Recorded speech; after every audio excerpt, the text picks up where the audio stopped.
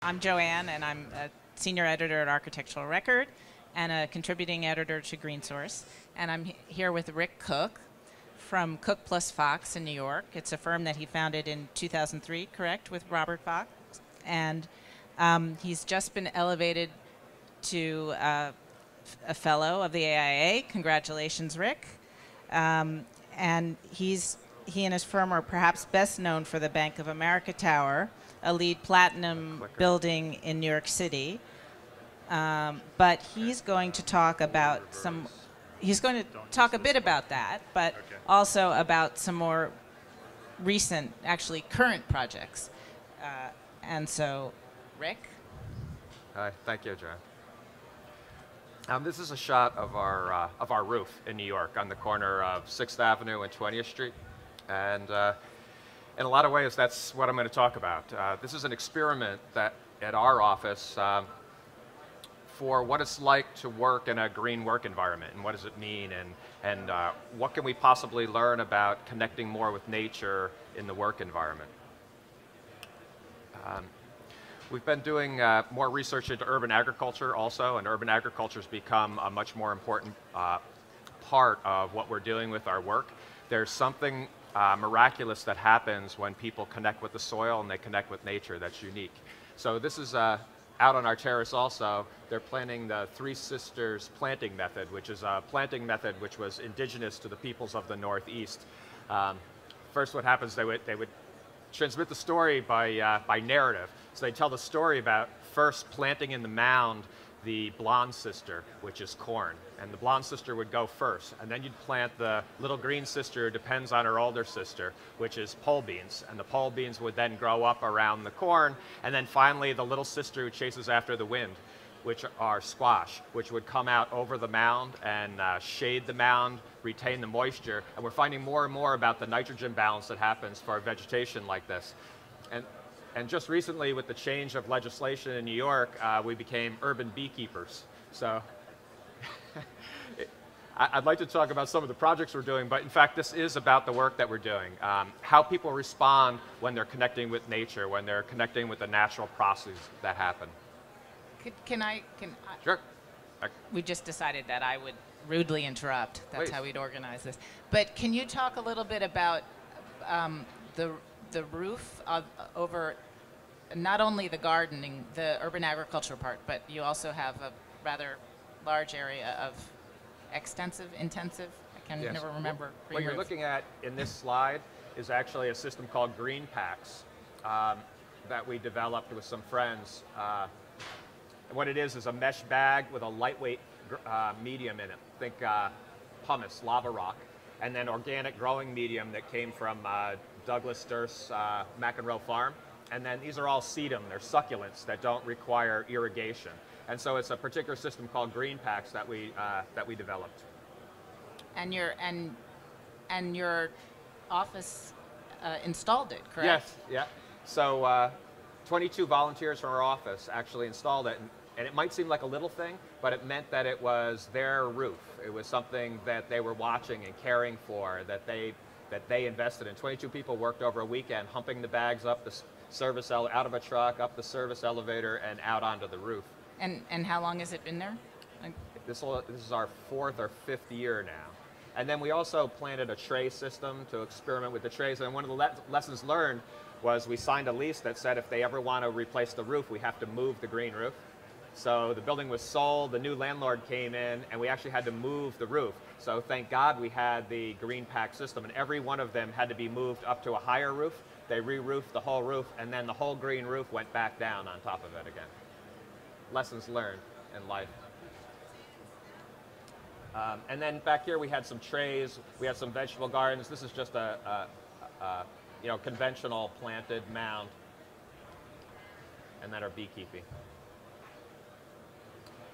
And really the point about this is, and what I was going to talk about today, is healthy workplace. And a lot of the green movement's been focused in on energy savings, and that is really important: carbon production, climate change, sea level rise. We've spoken about that a lot. But if you're talking to people who develop workplace, the big blue piece of the pie are people, their cost.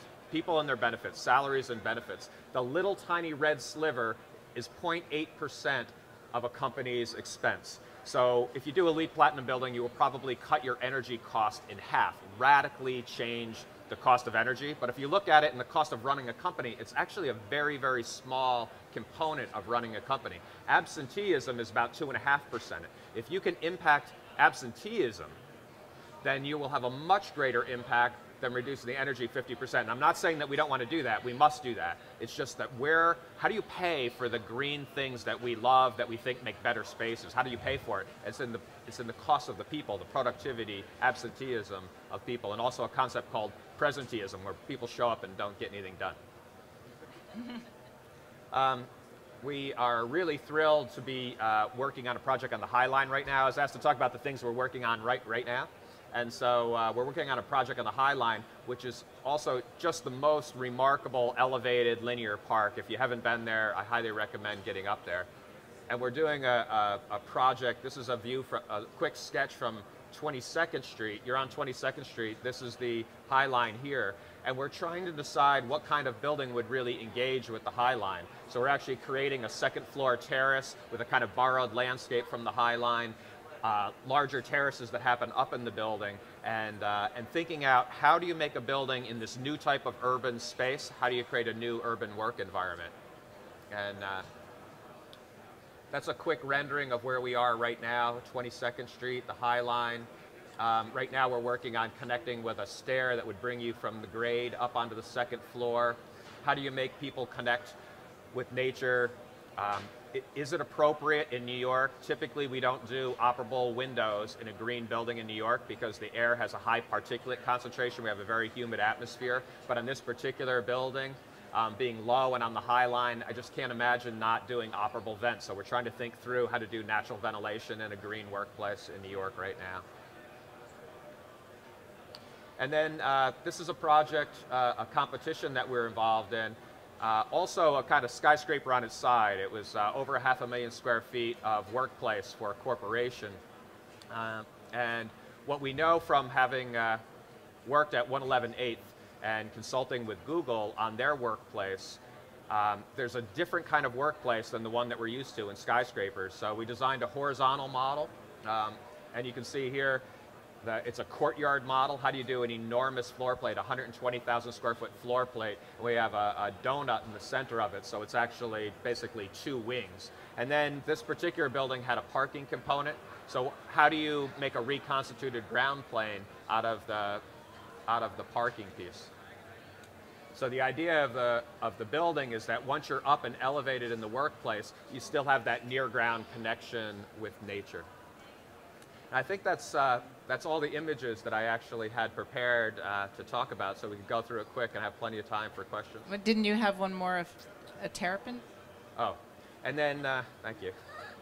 And then before the recession happened, we were extremely busy, and we were engaging with a friend of ours, Bill Browning, who was originally at Rocky Mountain Institute.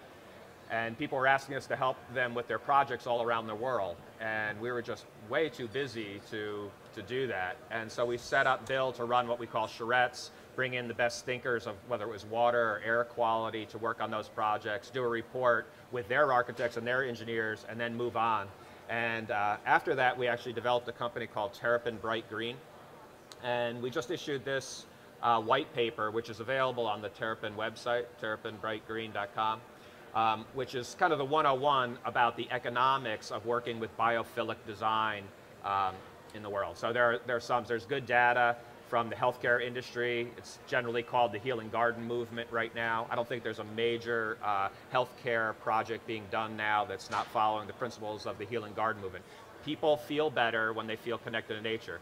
That's also translated in people heal better when they feel connected to nature. There's good data about how you treat people in recovery rooms, whether they have views of nature versus looking into a blank wall. The data is checked out as early as a day earlier. Students do better quantifiably on test scores when they're educated and tested in daylight work and teaching environments instead of artificial environments. And this is a very brief paper going over the basics of that.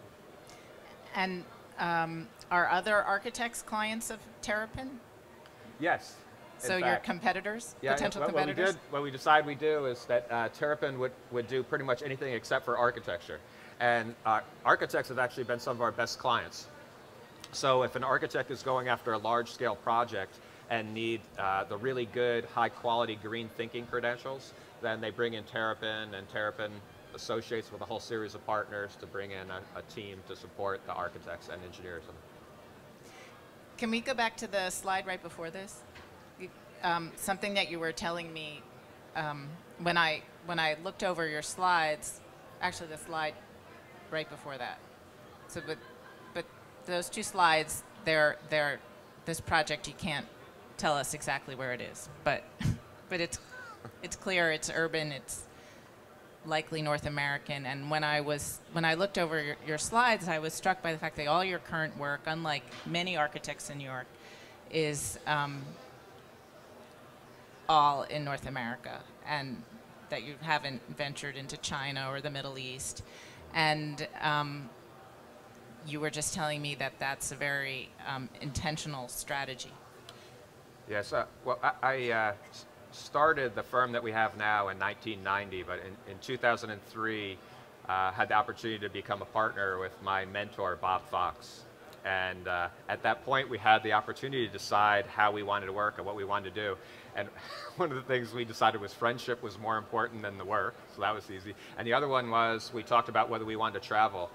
And we made a commitment at that time to not do any work that we couldn't get to and get back from on mass transit in a day.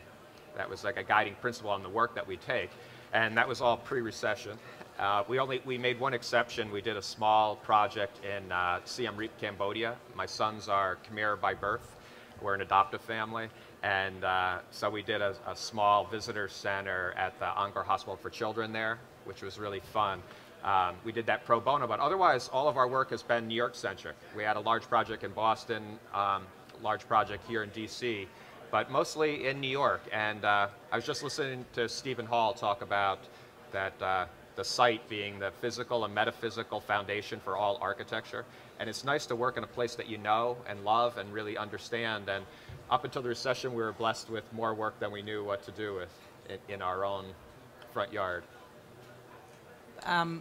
You were also telling me a story about that, how that some of the work that you sought out because you felt like it was work that was socially important was ironically some of the work that went through. Yeah. When we made an agreement to only pursue a certain type of work, under the envelope of green or environmentally responsible work, the people who came to our firm for the studio cared about this work also. And what went with it very closely was social equity issues in the work. So we were doing big green skyscrapers for bankers. We're doing big green condo projects for people who can afford luxury condos in New York. And the studio came and said, Bob, Rick, we're working extremely hard providing these healthy workplace and living places for those who can afford it. What are we doing about the people who can't? And so we actually went out and interviewed affordable housing providers, supportive housing providers, to see who we'd want to work with. And there was a woman named Roseanne Haggerty who founded an organization called Common Ground. And she had found a way to break the HPD funding model by raising private funds for the green technologies. So we told Roseanne that we would love to work for her if she ever had a project that came up someday. And she gave us a call. And we were blessed with the opportunity to work on a supportive housing project in Brownsville, Brooklyn. And at the time, it was very small work for our studio. But people were very passionate about it, about bringing everything that we had learned to people on the edge, formerly homeless. And her mission statement was 2 words: end homelessness. And she followed that by saying providing a home for a homeless person doesn't end homeless. You need to attack the root causes. So people were really engaged in this work. We were very busy with larger scale work, and the irony of the whole situation is in 2008, when the recession hit, we were very developer based and the light switch went off. We had literally millions of square feet of work that just stopped, dead cold stopped. And the one project we went into working drawings and into construction at that time period was the Common Ground project in Brownsville, because it was funded by recovery bond money. And so is it complete now? They're just moving in. They're just moving in residents in 2 weeks. We just got our TCO. So it's something the office is really proud of. A very simple, very green supportive housing project in Brownsville on Hegeman Avenue. And the project that you can't identify, though, that when you talked about a courtyard, it's like, and from this angle, it's an elevated courtyard. I mean, Yeah. it looks. Can you describe it a little bit? And Sure. you were telling me it's the huge floor plate. What had happened, Terrapin had been consulting with Google after they purchased 111 8th. And we're looking at the way modern firms are working in a much more linear horizontal floor plate. If you look at Foster's plans for the Apple headquarters, it's the world's largest courtyard plan. It's just a giant donut.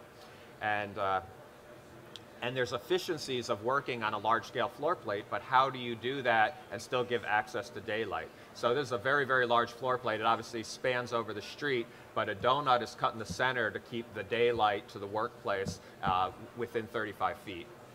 And so it's not a courtyard that you can occupy. Right. But you get the benefits of the daylight. Right. And actually the exterior space was the roof over the what in this case parking garage. The roof at your office. What do you do with the vegetables? And We divvy them up.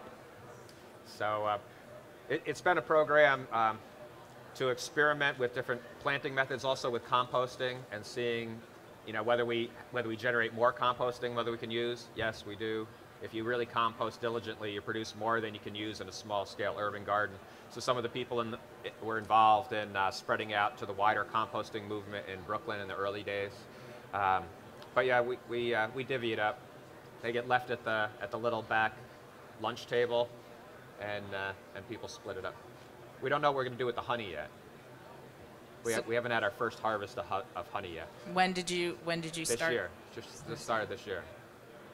For those of you who haven't done it, maybe some of you are beekeepers, but it's really amazing to watch the colony work and establish the order. They send out weather bees to check the weather early in the morning. I can tell when the weather gets over 50 degrees because the colony starts warming up, and the warmer it gets, the more active. So you can actually get a feel, just like looking at a green roof, you can tell the weather by whether the stalks are blowing in the wind or not. You can actually tell something about the weather by the way the colony is acting. The office put it right outside my window. And it's employees that tend to the Yes. gardens and to the bees. Yes. Who do they build those hours to? To the office.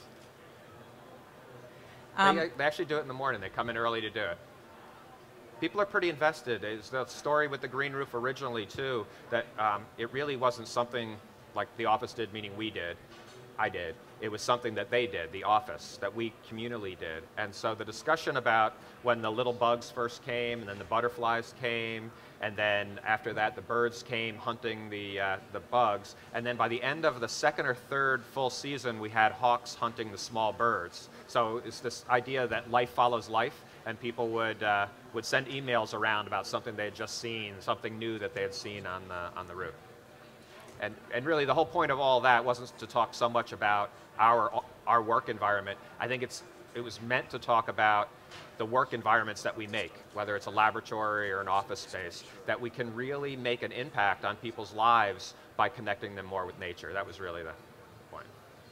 Do people in the audience have questions for Rick? Where do you see the green movement going? I mean, we know that people are now persuaded. We know there's some slight increase in regulation in this country, but where do you see, where are the big ideas for the next 10 years? There's two parts to your question. I think the green movement was really fun and new and newsworthy for a while, and we were all able to ride that wave for some time. And right now, even the energy codes that are coming in are quite demanding. So there's a general awareness. I think there's no question we're improving the quality of the buildings that we're doing from a performance point of view. I think in that category, lighting will be a big breakthrough. If you look at the cost of lighting and cooling lighting in a building, that'll be a big breakthrough. When LEDs have wholesale adoption, that'll be really good. So that's one component of it. Clearly, we think that the benefits are in the quality of space, the beauty, the poetics, and the quality of the space in a new definition, how people connect with nature. We all have favorite places.